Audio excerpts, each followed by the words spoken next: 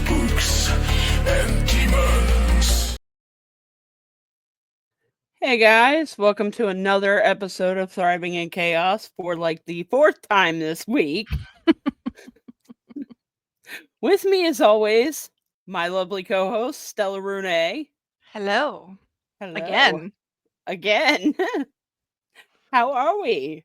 I'm good. How are you? I'm very angry because I have been waiting for UPS all day and they still have not come. Ooh, I was gonna say, what are you waiting on? But that's not really anybody's business. Don't worry, it's a surprise. Ooh, I like surprises. Speaking of surprises, our guest today is taking us back to the world of filmmaking. Super exciting. I know, right? So without further ado, let me introduce the one, the only, Eric Luthi. Hello. Hello. Hi, how are you? I'm good. Thank you for having me. Welcome. Yeah. Thank you for taking the time out of your day. Being here. Yeah. Not a problem. Not a problem. I like the background. I like the church and the cauldron that you have there. Thank you. Thank you. Kind of speaks to our vibe a little bit. Yeah. I usually change it every show, and this time I was just like, I'm gonna leave it. I like it a lot. I'm a creature of habit, so mine stays the same for the most part. Yeah. So why don't you go ahead and introduce yourself to the audience and tell us a little bit about what you do and what you're working on. Okay. Well, my name is Eric Luthi, or it's pronounced Luthi if you go back to the old country. But in America, most people, best I can get is Luthi. So that's what I've been doing for the past 60 years. I gave it my best shot. You did fine. You did great. I mean, it was actually really well done. So I applaud. Thank you. Thank you very much. I've done a lot of different things. I teach college English currently. I teach at 2 different schools. And one of the things I make my students do at the beginning of every semester is I put 5 or 6 things on the board and I make them fill in the blanks and guess at my history. And, on a good class might get half of them done. So I won't make you do that. Let me just say where I've been.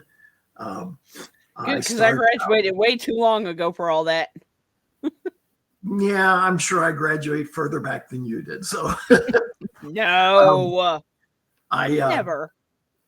Out of college, I started as a technical writer. I wrote software manuals for TRW, the Space and Technology Group. That's awesome. I wrote, like I said, software manuals teaching people how to operate the system. From there, I actually became a police officer and was a police officer for a number of years. That overlapped with law school and beginning my law practice, which I then did. Both of that was very exciting and interesting. Exciting, yes. Interesting. Being a lawyer had its moments, but it was also very frustrating. So I practiced criminal defense for about 18 years before I said, enough of this, I'm done. And then I went into teaching, and I've been in teaching ever since. And in the background to all of that, I was always writing privately and became a writer. And I've written everything so far. I mean, I write short stories, I write plays, I write novels, I write poetry on occasion. It's usually pretty bad. Same. Me too. Yeah. I love it. I can tell you what's a good poem and what's a bad poem. I can't always write a good poem. In fact, I rarely write a good poem. And now the writing, as I was writing, I went from short stories to novels to screenplay to stage play, and found that I really liked that stage play / screenplay. Probably stage plays more than screenplays, but it's really hard to sell a stage play. I imagine that's really difficult. Yeah. I could imagine that, know someone. And anyway, so then I just kind of said, oh, this would look really good on a film. and I have now started moving into filming as I don't want to call it a hobby, but I don't dare yet call it a profession. So Somewhere in the middle. yeah, I make films. Hopefully it'll produce some money at some point, but sure I hasn't hope done it yet. And Sometimes that's it why does. Yeah, sometimes it does, and sometimes it doesn't. Yeah. I feel like with movies, you have a much better shot of just getting selected and finding somebody who likes what you're doing, rather than like stage plays are so few. Like there's so many, but there's also it's so hard to get selected is something that people would actually Yeah. like to see. Yeah. I It's mean, a even with specific screenplays, audience that would flock to those. Yeah. yeah, even with screenplays, it's extraordinarily difficult to get anything made. But you start to build a network, you know enough people, and next thing you know, you're helping the next person out. He or she is helping someone else out, and then you start building this. It's like this Sargasso sea of connections that's just floating around in a circle, and eventually you meet up with somebody, and it matches, and we have critical mass. So I love that. Speaking of which, that's what happened here. We met Eric through Bob Myers, another guest that was previously on our show. yes, Yeah, Bob's a good yeah. guy. We He's such a loved nice him. human. Oh my gosh. Yeah. I could I talk to can't him wait to have forever. him back. Yeah, Yeah. I can't wait for him to come back on our show. Oh, I'm sure he would. Just send him an invite. He'll be back. Yeah, He'll he's be great. happy. Yeah, we've had some How really did- good guests. So, he's How one did of my- you guys meet? How do you know Bob? We have been like missing each other for several years. He was the friend of the actor in my movie I made 3 years ago, Because I Could Not Stop for Death. He played the main character. I have known him for 20 plus years. He's always been an actor, and this just happened, and he wanted to be in it. He read the story, and he says, I want to be this guy. And I said, okay. And we finally got that going. And through him, I met Bob, or at least I heard about Bob. Bob wanted to try and put together another small movie of mine, and it never quite went anywhere. And then about a year ago, Bob was living with Michael up in the Seattle, the Hood Canal area, and wanted to come down to Phoenix because there's more filmmaking opportunities down here than there are in Seattle, although Seattle's a decent market. So he came down, we finally met. I picked him up at the airport sight unseen, and he's been with me since then. So he stays with me when he's in Phoenix. That's That's awesome. awesome. So yeah. That's really cool. Yeah. Yeah. So, can you tell us a little bit about what you're working on now? Because I know that looked at your IMDb just to see what you were doing. Can you kind of talk a little bit about that, like the films you're working on now? We have three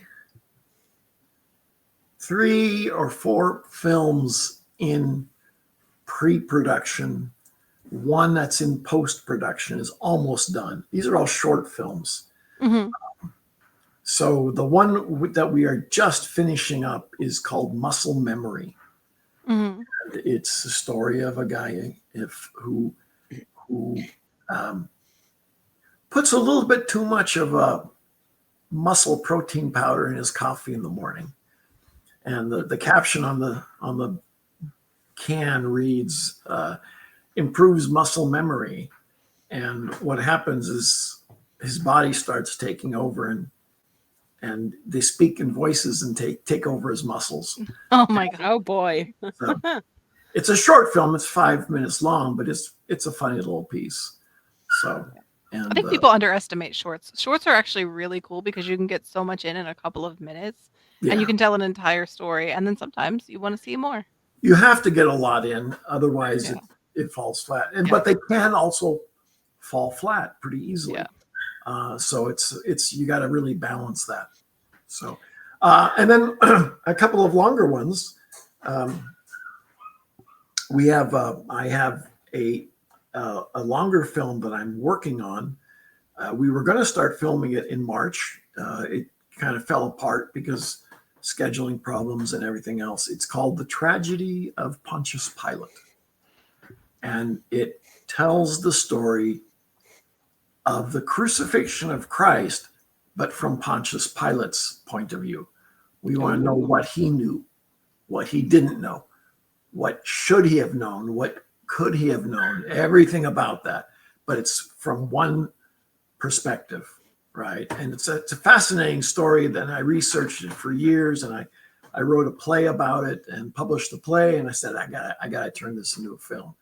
So that's sometime in 2025. I expect that to be in production, and that'll be about a 90-minute film, I think, when it's done. That's awesome. So one of the things that we're working on right now, we're just getting started with publishing it online, is called The Nephilim Hunter. The Nephilim Hunter. And if you go, can I give you a website? Yeah, absolutely. Yes. Please do. underwoodpress.com/podcasts. And that'll take you right to the page where the podcasts are hosted. And the one in the middle is called the Nephilim Hunter. 2 episodes are up. There's several more episodes coming this season. They're all done. They're just getting some final touches. So in the next week or so, the next set of episodes will go up. But we've been working on that for a long time. Sounds right up my alley. I know. It's what attracted my attention. I said, I want to know more about this. And the more I've researched it, the more I said, this is some deep stuff here. The Nephilim, if you're familiar at all with the Nephilim. They're the children of the fallen angels. Yes, and women, right? So they're hybrids, right? So if you know anything about hybrids can't reproduce, right? A donkey and a horse make a mule, but mules are sterile. Mules can't reproduce. A lion and a tiger makes a liger. They're beautiful, but they can't breed on their own. All right. So you've got these angels taking women as wives, producing offspring, and the offspring are the Nephilim. And they are generally considered to be evil. They were also giants, right? If I remember correctly. Super smart, super strong, above average in height. And it could be 8, 10. Some indications are you got guys were 14 feet tall. But probably 8 to 10 foot would be the expected range. Goliath and his 4 brothers were Nephilim. That's exactly what I was about to say, David and Goliath. Yep. Yeah. Hercules may have been a Nephilim. King Xerxes of Persia may have been a Nephilim. He's the guy who had a bed that was 14 feet long. It's like, if you're 6 foot, why do you need a 14-foot long bed? Right? Wide, I can understand, but long, I don't know. Anyways, so, we started looking at that, and then I started having my own theories, and actually we're working on different branches of the Nephilim story. One of which is there's an awful lot of similarity between what we know that are of the Nephilim, the legends of the Nephilim, and Bigfoot, right? Is Bigfoot, are Bigfoot really something different, or are they Nephilim? We don't know. No one's ever found one. No one's ever said, here's some DNA samples. We do know that what sparse evidence has been produced that they have taken out of the remains, the droppings of a Bigfoot, the scat, which they were able to track back to a Bigfoot that they were pursuing, showed DNA that traced to a unknown people group. So unknown human DNA, which when you think about it, okay, where in the world would you go to Washington State or Oregon, where all the Bigfoot stuff is, and find DNA tracking to an unknown people group? If you said, we found this in the Amazon jungle, previously unknown tribe, I'd say, okay, I can understand that. But in the United States, in Oregon, in Washington, no, If this is Right. an unknown people group, if this is an unknown DNA, you got something strange here.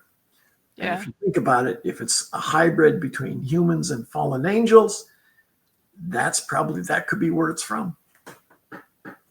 Am I at near a conclusion? No, it's just a theory. It's a working theory, though. It's actually a really good theory because if you think about it, like if it's seemingly human and we don't know what else is there, that makes sense. It makes Yeah, sense. And to go, in the, I guess, genre of Bigfoot or a Sasquatch or whatever, um, that makes it kind of like the pieces weirdly fit together. It yeah. makes an It's interesting puzzle. the correct word you used is it's weird. It's Yeah. a weird fit, but Yeah. yeah, If I remember correctly, didn't they find like a giant boulder or stone of some kind that resembled like a petrified giant or something like that? and they find, yes, there's all kinds of artifacts and remnants. Um, if they had bones, I would want to see them DNA tested. Yeah. I haven't seen that happen yet. So, but the more to come, right? Stay tuned because the science is uncovering stuff all the time, and the more we Always. learn, the more we know, the more it seems to connect, and and then you've got Yeah, all these they other. say. Go ahead. Oh, I was just saying. They say they found Noah's Ark on Mount Ararat. Right. Hmm. Yeah. I mean, it's interesting because people will always say like, "Oh, that story never actually happened," and then something happens, like we find Noah's Ark, and it did When actually happen. when I started writing the tragedy of Pontius Pilate, um, up until 1961, which is what 60 years ago, right? 60 years ago, yeah, 63 years Something like ago. that, yeah. There was a dispute in academic circles as to whether this guy called Pontius Pilate ever actually existed. It was not a huge issue, but there were parts of the community that said the only evidence we have of this guy is in the Gospels. So we think it was a figment of the imagination of the Gospel writers. Because if he's really a Roman consul, a Roman prefect, there would be evidence of him, in the papers, in the writings, in the Roman stuff that we do have. And there isn't much. It's very sparse. The stuff we have about him comes afterwards. So there was this debate, well, he didn't really exist. Well, yes, he did. He's in the Gospels. Yeah, but the Gospels aren't history. Well, that's exactly what they are. They are history. It's just 4 individuals recounted this history. So is it an academic text? I don't know. But the debate went on for a long time until 1961, when these archaeologists in Caesarea in Israel were digging up a paving stone that they thought was part of a staircase, flagstone on the ground. Because we know from other cases that the Romans reused concrete. They didn't throw anything away. So if they pulled a piece of concrete down, they'd say, oh, let's use this as, oh, look, it might fit over here in this part of the road. And they would reuse this stuff. And so these guys turn this thing over, and there it says, it was a cornerstone, a piece of a temple dedicated to Tiberius, the emperor. And it says Pilate, governor of Judea.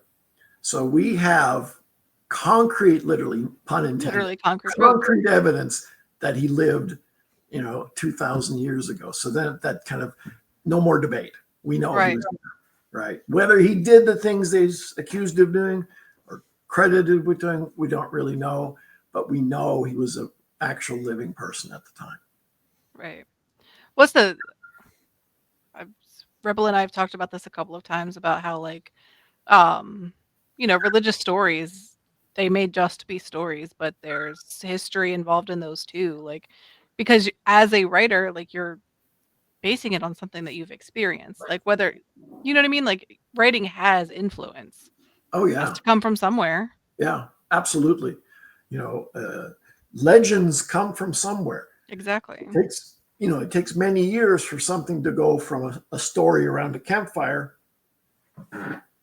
to a legend and to finally a myth. But there is a progression, and you can track this progression and say, how many years does it take to go from story, fact to legend to historical myth, right? Right.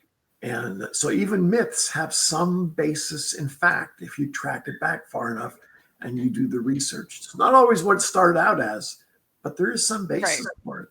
There's a reason that all these different societies, China, Japan, Korea, Russia, Poland, Denmark, have dragon myths.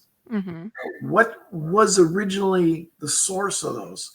Was it an actual flying dragon in the sky, breathing fire? I don't know, but there's something there. And if we had the ability to look, we'd find something.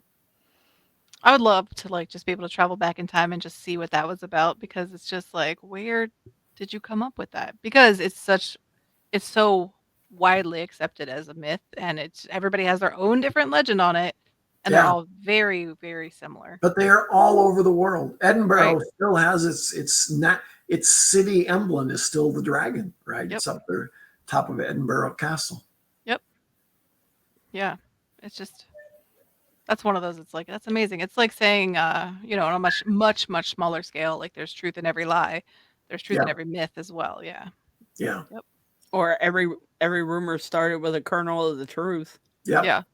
I'm a huge history buff, and I'm not going to lie. One of my favorite parts of history was also Greek mythology. Oh, yeah. Yeah. Yeah. I thought the Greek mythology made history a lot more fun, because obviously it explained, how the world came to be through their eyes, but they just had so many things that seemed so far-fetched out there that it made it so cool, like, what was it? Kronos carrying the weight of the world on his shoulders, and Zeus eating all of his kids, and Hercules being the one that killed him. It's Hades kidnapping Persephone, which is why we have the seasons. Yeah. There was a lot of people have written these stories, have written analysis of Greek myths, and there's a bunch of them out there. Velikovsky, I don't know if you know the name. Velikovsky was a 50s era physicist, very famous, very well known. Was affiliated with the major universities in Israel, and he wrote a book, Worlds in Collision, and kind of destroyed his scientific reputation, because he said, look, if we look at all these Greek myths and Greek stories and Roman stories, they're actually tied into what we see in the stars, what we see happening in the stars. The Roman myths tell us that Venus sprang fully grown out of the head of Zeus or Jupiter, right? Well, 1,000, 2,000 years later, they think, oh, maybe Venus the planet actually separated out from Jupiter, and the people on Earth would have seen this, and it would have been a massive sight in the sky. And that's where that myth came from, is they saw this, remnant, this mass separating itself from Jupiter, the planet. Yeah. Actually, that makes a lot of sense. Yeah. Velikovsky, totally discredited today. You bring his name up in academic circles and they will laugh at you and say, get out of here. But interesting guy to read. It's interesting to read this and say, okay, yeah, let's maybe we take everything with a grain of salt, but is there something there? Yeah. Are you sure you didn't miss your calling in life as a historian or maybe an archaeologist? No, an archaeologist I would consider. If you show me an archaeological dig, I would consider going and volunteering. That would be so cool. I would too. Yeah. And I want to go to Egypt and dig in the pyramids. Yeah. There are ones you can volunteer for. You could probably get a job maybe an unpaid job, but you could probably get a job helping excavate some of the pyramids or some of the stuff they keep finding there into the desert sands. So the stuff's available. Yeah. If you look hard enough, you can find just about anything. Yep. Unless I can find Brendan Fraser out there under the sand, no thank you. Yeah. Well, He seems like such Or a nice Arnold dude. Vosloo, the guy that played Emotep. I'll take him too. Wrap them up. I'll take them to go. Thank you. Brendan Fraser is a guy I'd like to meet. I just think he seems like a very I nice would too. So genuine. He just seems so genuine. Yeah. Like just like a good person. Yeah. We've already met his doppelganger, Stella. Oh, that's true. We interviewed Jeremy London on our first episode, and they look a lot alike. All right. He Yeah. gets mistaken for Brendan Fraser all the time. Yeah. Especially because they both did a version of the same movie. So Jeremy was telling us how the movie poster for Brendan Fraser's looked exactly like him. Well, they say there's only 7 basic stories. So how many different movie posters can there be? That's true. That's true. And for a long time, they were all the same anyways. So really hard to not duplicate them at that point. Yeah. So what else can I tell you? Your whole life story. Yeah, my life is kind of boring. I don't know. It seems kind of interesting. You've had a lot of different jobs. It's because I've always been. How did you get your start? How far back do we go? As far back as you want to go. I wrote my first story when I was 14 years old. I was a freshman or a sophomore in high school, and I wrote a story that was I was emulating Edgar Rice Burroughs, and it was about being transported to another planet, kind of like his Jack Carter of Mars or something like that. And it just has grown since then. It's just a long lifetime process. I took a detour. I went to law school, practiced law, got out of writing. And after about 15 years of practicing law, I just said, I got to go back to what I wanted to do originally. And I went back to my old school, and I had originally been in a master's program in English, and I dropped out because I said, you know what, I don't want to teach, I want to write, and they didn't have any kind of creative writing program. And I went back 15 years later, just on and this was the internet's now available, and I looked it up, and wow, they have a master's in creative writing. So I went to the school, and I walked in the admissions office, and I said, where do I apply? Right here. I filled it out. I handed them a check with the application fee. I said, what is the chances that I'm going to get accepted? She said, will your check clear? Okay. Yes, it will clear for $35. It'll clear. Yeah. And, anyway, that's fantastic. So I got into the English department, but I was not yet in the creative writing program. And the teacher, the one who ran the program, was not comfortable with my writing, my sample. And she said that. She said, this is not my type of writing. I'm not comfortable with this. I'm going to let the department chair make the decision as to whether you're admitted in the program or not. So I said, okay. So he takes me, and we walk down to the department chair's office. I sit down as he reads the story right there in front of me. He goes, okay, you're in. And that kind of was where it took off again. So she said she wasn't comfortable with it. That's an interesting word to use. When I submitted not my first story in the program, but third or fourth, she made a comment in class. She said, your stories start so beautifully. It's like I'm reading Faulkner or Hemingway, and then it turns into a bar fight. And she goes, and I don't know why it happens. And it's like I said, my kind of story. That's kind of what my stories are. I love to give you the introduction, but I want there to be movement in the story. I don't want it to be a static story. Yeah. Right? So yeah, I took it as a compliment. I said, yeah. Yeah. Happens. So you read a lot of like something happening and there's a lot going on versus like.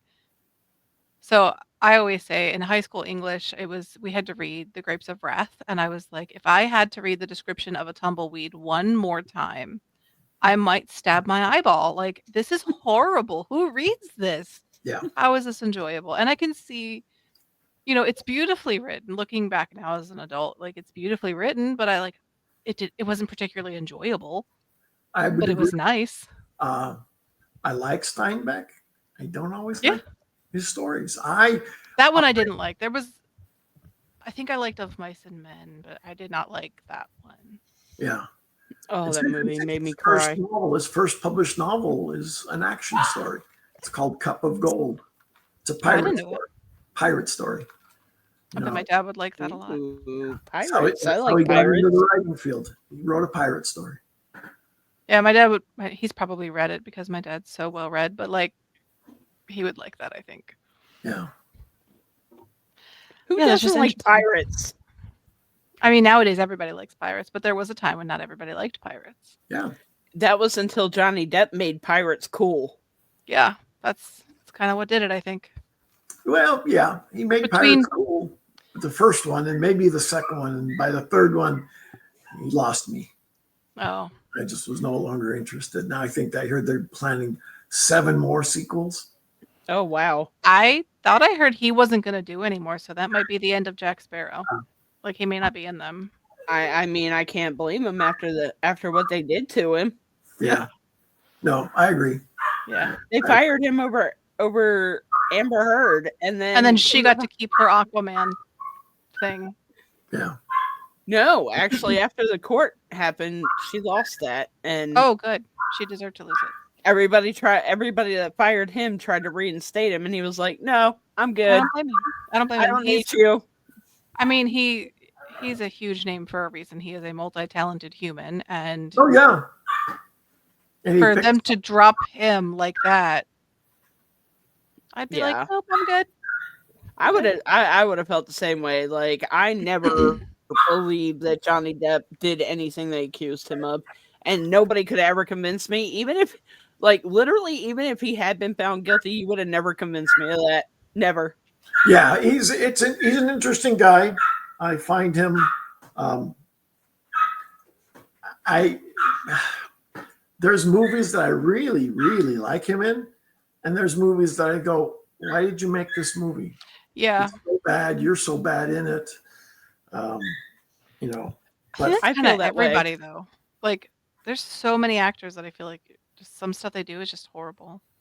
yeah, Like, one of the roles that I actually really liked Depp in that most people think was a terrible role was Secret Window. I love that movie. But then on the flip side, one of the other roles that I really didn't like very much that everybody else thought was spectacular was Ninth Gate. what movie? The Ninth Gate. I don't think I ever saw that. He plays love like a... I want to say he plays like a bounty hunter of exotic books. Okay. Is the best way to put it, because like he's aware, like he helps collectors find what they're trying to collect. So the whole movie he goes through with this book that this collector's trying to get, and yeah, I don't know. It just, I mean, it was okay. It just wasn't as fast paced. It wasn't fast paced enough for me. Like, I don't know. When he played a serious role, and I'm not knocking him at all because I think he's an excellent actor. But when he plays a serious role, like the accidental tourist, I think that was him, wasn't it? Where he played opposite Angelina Jolie. I'm not sure. Hold on. I was floored by his performance. I thought, wow, this is excellent. When he did the first Pirates, I thought, excellent. And then he does the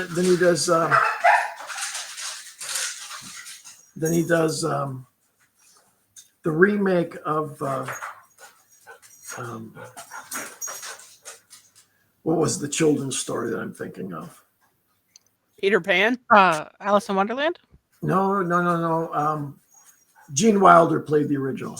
Oh, Oh, Charlie Wonka, and the Charlie Chocolate Factory. I thought I was so disappointed in the Johnny Depp version. I thought, are you? I was also disappointed. I love that story because it's just like Yeah. a fun story. Um, I think that was more so on Tim Burton than Johnny Depp, though. Like, that's the way the character was written. And that may be, but I was flabbergasted that they would take such an iconic story with Gene Wilder and try and remake it. You're not going to do better, and they didn't. They didn't, for sure. Like, I think the movie itself wasn't very good. If I like single out his character, I thought his character was okay, but in comparison to Gene Wilder, like you're never going to anything Gene Wilder has ever done. I don't think you can ever really compare to. Speaking of this such an movie, amazing. And that brings me to another one of my pet peeves is all these remakes. I don't need to see True Grit redone. It was so iconic the first time. Yes, the second was good, and people say, "Oh, it's either better. This one was better." And I go, it didn't matter. It was you had such a perfect rendition of it. Yeah. Are you out of story ideas? If you're out of story ideas, you need to expand the people you're talking to because there's plenty of stories out there. So speaking of Willy Wonka, have you guys ever had your childhood ruined by that movie? Have you heard the dark side of Willy Wonka? No. I've heard some of it, but do tell. So the iconic scene where they're in the candy factory and they're like licking the wallpaper. Mm-hmm. Have you heard that story? Mm-mm. Where he says the snozberries taste like snozberries? Mm-hmm. That was from what I read, and don't quote me on where, because I know the Karens are going to come for me in the comments. Oh, If they love you're, doing that. I know, because, God forbid anybody know what sarcasm is. But I read somewhere that was the British way or that way of talking back then to talk about certain male parts. Oh. Huh. And yeah, what you can do with those involving That part of your body. yes, that part of your face. So when Charlie, who is the kid, and the grandpa, who is the older man, are saying the snozberries taste like snozberries, and they lick the wallpaper, that's essentially what they were tasting. Oh. I had never heard that. I would not be surprised if it were true. I wouldn't be surprised. You read some of this stuff or you watch this stuff and someone gives you an explanation and you go, oh, you've ruined it for me forever. And, Disney was notorious for inserting little sexual innuendo into their children's movies, right? Like the castles that look like male parts. Uh-huh. Mm-hmm. Right. And even Mary Poppins, the movie, right? There was several nods to, she was a flirt throughout the entire movie with the Van Dyke character, right? But they never got it together. But there was always this tension between the two. Is there something going on there? Is there not something going on? Well, when they're on the merry-go-round and the horses take off and they're riding off into the countryside, digging up furrows with their spokes, they stop and have tea at this little restaurant, this cafe. Well, the sign as you walk in, as you see it, says Teas, Teas. Well, if you've ever been to a tea shop, they never advertise it as tease. It's not ever with an S. So that was their way of saying, oh, she's a tease. She's teasing. Huh. That was as far as they were going to get. They were never going to add the E on the end. Right. But she's a tease, I think the best movie for those kind of innuendos will always be Austin Powers. Yeah. Their submarine that was long and hard and full of semen, and the satellite that looked like a big ball of melons. Get your melons. And that was a little bit too on the nose, right? Yeah. Yeah, Like way over the top. It was fun. It was what I call it. I call it 7th grade humor. Yeah. It's funny when you're an adult. It's like, oh, okay, and then you kind of go, yeah.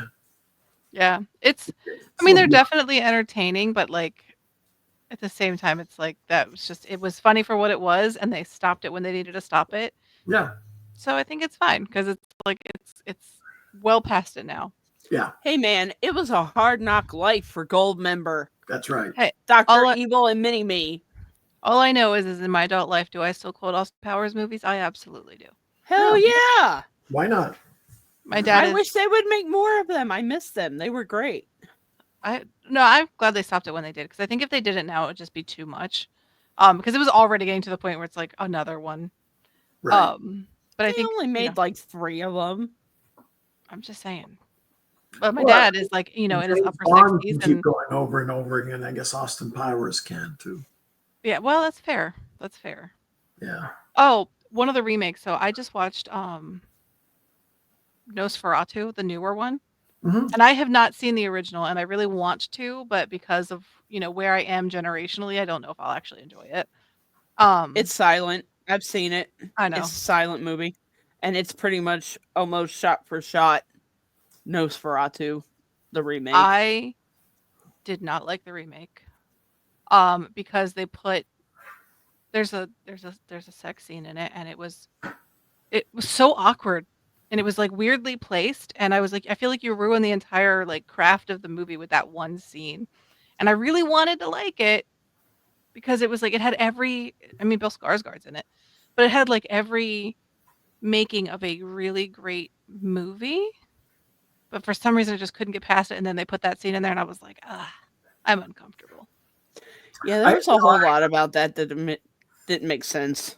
I tend to avoid now.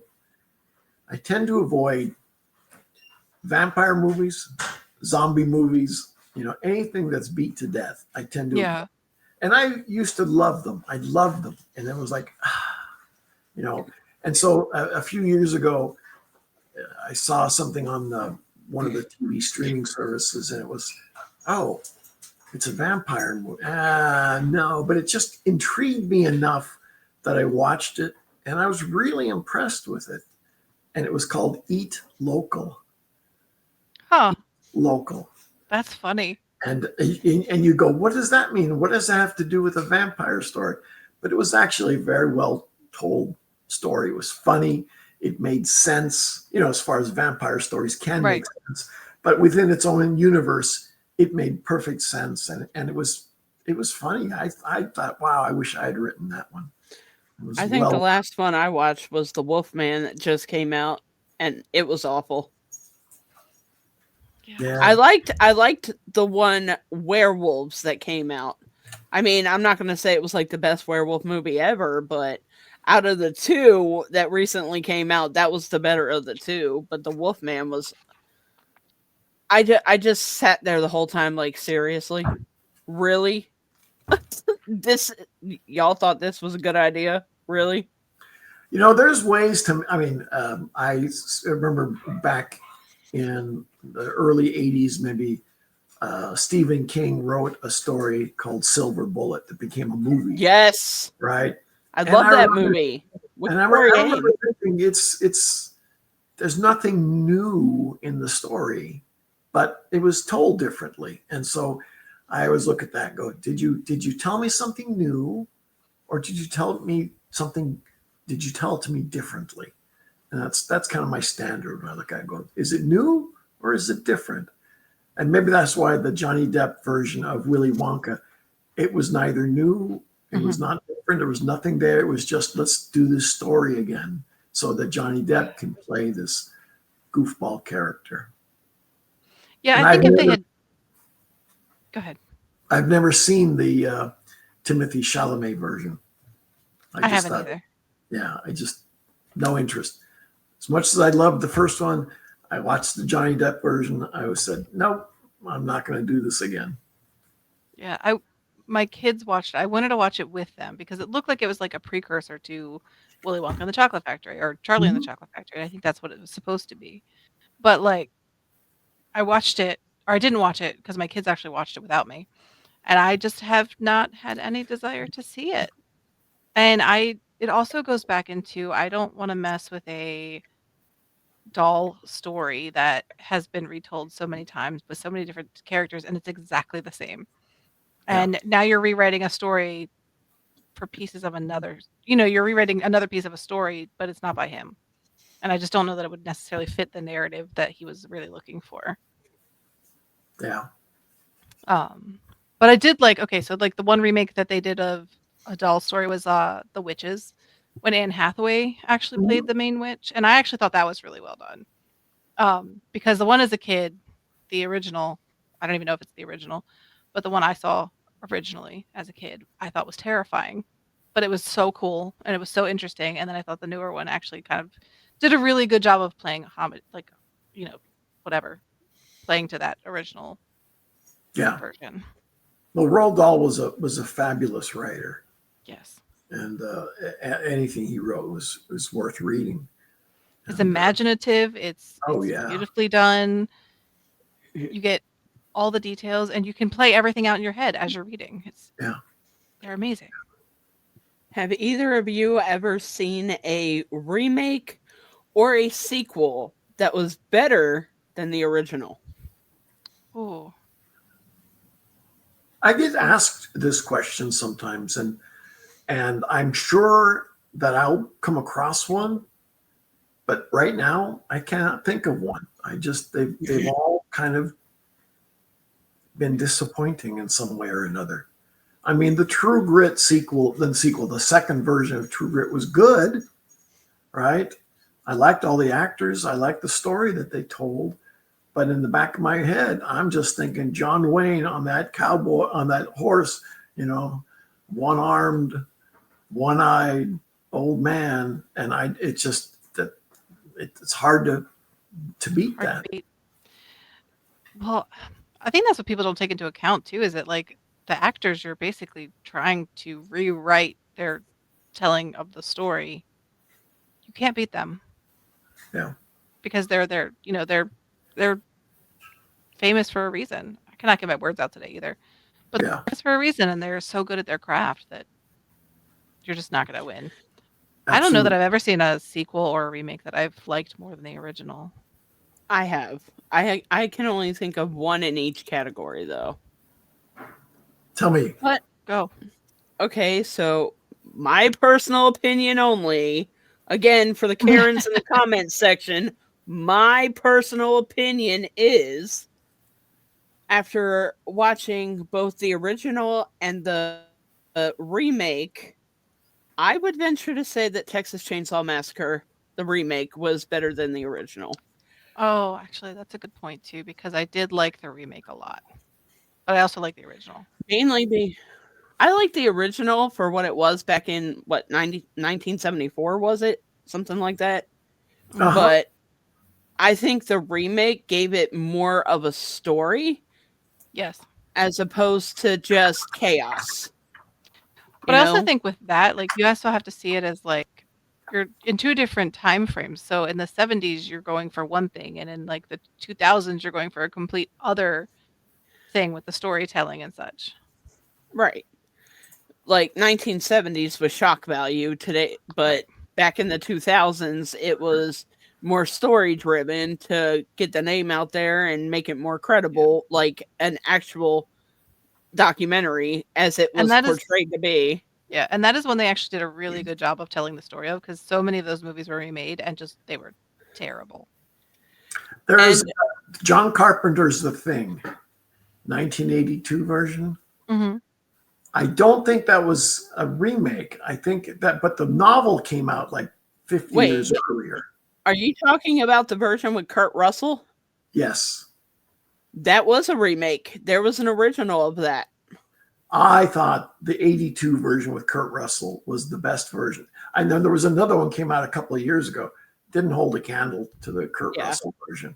No, that was actually the second remake. Okay.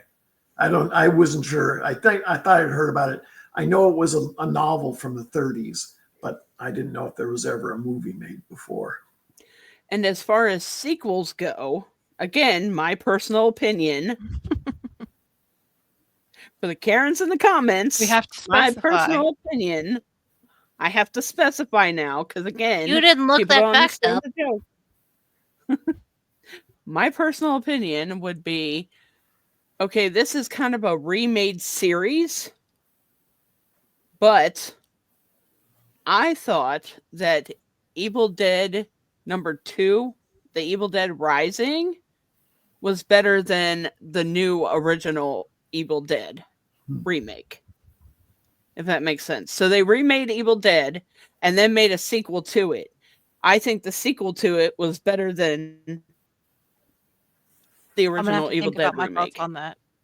The problem with sequels is they are too, you've got too much to live up to, and they're too derivative. It's how do you tell a different story? No, then you're going to get criticized for deviating from the original story, or if you try and remake this, it's just a copy of the first one and with different Well, actors. that's the thing.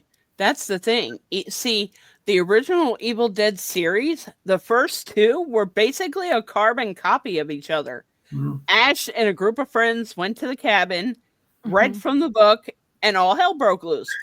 Same exact thing with, like, he literally had a girlfriend by the same name in the Yeah. sequel. So it was literally a carbon copy of the original, and then Army of Darkness was a complete different story. Yes. Whereas this Evil Dead series, it remade the original, but it went a different direction, which we all know because the original survivor was Ash, who was a male, and in the new one, it was a female who actually died and came back from being possessed. Who is the actor who plays Ash? Bruce Campbell.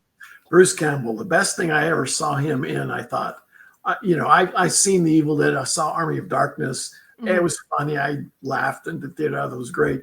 But it was just kind of stupid. All right. Okay. And I know that was deliberate, and I get it. But he played the sidekick in Burn Notice? Oh my God. Yeah. Yes, loved he was him. I so loved him. good. Yes. So good. When they did those episodes where it was just a focus on that character and his history, I thought you could make the entire series of this, and I would watch Yes. it. And he's so entertaining. I love Yes. him. Yeah. Yeah, that was like the best. Like it's almost like they wrote it specifically for him. I'm so Yeah. glad you said that because nobody ever talks about Burn Notice. That was such a good show. Oh, I love Burn Notice. And I actually recently saw Bruce Campbell in another series around Halloween time called Hysteria. Great show. Great show. I'll have to look for it. Yeah. I don't know. Wasn't there a Evil Dead series with Lucy Lawless in it? Or did I just It make was that up Ash in my head? versus Evil Dead. It was Ash Oh, versus okay. Evil Okay. Dead. Sorry. Yeah. ADHD brain. Sorry. I didn't mean to take over. But that was one of the things I liked about the Evil Dead #2 remake. They went with a completely original story for that remake, for that sequel. Mhm. So like it had nothing to do with the original, it had nothing to do with the previous remake except going back to the cabin. Like that original cabin still played a factor, but that's not where the entire show took place. So for that reason, I liked it better than the remake. I liked that sequel better than the original. I like that sequel better than the original series because, like I said, same movie, different title. I like it. Oh, good. So I'm gonna actually, before we run out of time, I actually saw on your IMDb. I feel like I always get those letters wrong. I saw something listed as the water glass. What is that about? Because it sounds just by the title, it sounds like something I want to see. It's coming up. We're scheduled to film March 8th, 9th, 10th. So Just it's by the coming up. name, it sounds like something that's going to be really beautiful. But Well, that's just what I hear in the words. Words can be deceiving. The short story was published a number of years ago. You could probably find it online somewhere. Mm-hmm. And it's the story of a guy named Robert who gets into a fight with his wife. Mm-hmm. And he leaves home angry. Mm-hmm. And he goes out walking, and it's a moonlit night, and it starts to rain, and it's just miserable. And he walks into the old, dumpy, rundown part of town, and there's a bar there. And the bar is called Lucky's.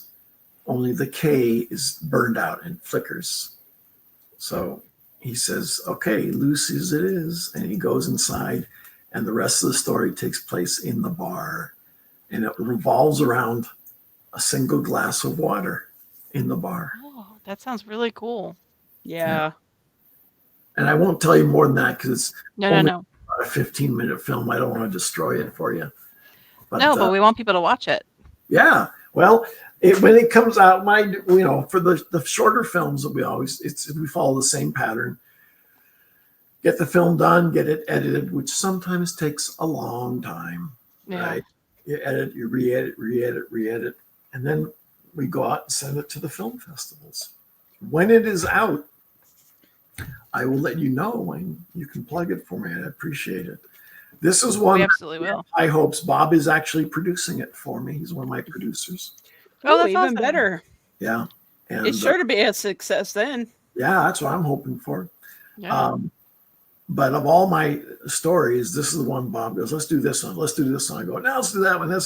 Bob and I have two different versions of what makes a good movie, right? Right. His background is all stuntmen and actions. And so he loves the action movie. He does. And I have fun with them, but have you seen Slow Horses? Mm-mm. It's on Apple TV. Mm-mm. Oh, I don't have Apple TV. It is, I think, far and away the best series on TV nowadays. But the name of the title suggests the story. It's a slow-moving, slow-developing process. And that's what I like. And Bob likes, no, bar fight. Now. So anyway, there's a tension there, but it actually seems to work really well because so we're working together on this one. Hopefully it'll be something that is successful. Hopefully it'll be in the film festivals, and the goal obviously is always, if we make a good 15-minute film, can we get somebody to say, hey, can you turn that into a 90-minute feature? Yeah. Because the answer is yes, of course we can. Yeah. Speaking of which, I have a feature for you. Mm-hmm. You just got to turn my book into a movie for me. Okay. It kind of falls along the lines of the Nephilim. I mean, it's sort of religious. Yeah. I do love that you have religious themes in a lot of your stuff too. But A lot of my stuff has religious themes. It is not. By no means the only thing I write about. No, it's like historical religion, though. Yeah. Yeah. It's like the marriage of the two things. Yeah. But there is definitely a background of spirituality or history and just some of the historical stuff is very fascinating to me. It's like, let's put it in there. Right? Let's put it in there. Why not? Because I could not stop for death is up. You can find it it's somewhere on YouTube. It's out there. Oh, but when it first went up, this is a year or so ago, a lot of the comments were, it was on a YouTube channel called Christian Films, and a lot of the comments were, why is this a Christian film? And I would think, did you watch it through to the end? No, they just watched 30 seconds and made judgment on it. And that's what happened, because it's a story about an assassin. Mm-hmm. It's like, okay, yes, it has very deep religious themes in it, but you have to look for them. I'm not going to beat you over the head with a baseball bat. Right. This is not pounding it into your head. If you see it, great. If you didn't see it, you didn't watch it closely enough. I love that though, when you get those underlying like themes with it. That's beautiful. That's beautiful. Because you can kind of build a lot more on a story at that point, I think. Yeah. Makes for a better story, I think, when you can go to the coffee shop afterwards and go, well, what did that mean? And you just sit and you kind of have to like just sit in that moment for a little bit. Yeah. Yeah, absolutely. Yeah. Well, we thank you for being here with us today, Eric. Thank you so much. Is there anything you want to leave the audience with? listen to the Nephilim Hunter, underwoodpress.com on the podcast /podcasts. And that's going to take you, or you can find it on Apple or Spotify or all of the major podcast hosts have it now. So you can just type in the Nephilim Hunter. It'll probably take you right to it, and just wherever you listen to it. And you send me an email. Tell me what you think. I'd be curious. For sure. Yeah. And on that note, we are out.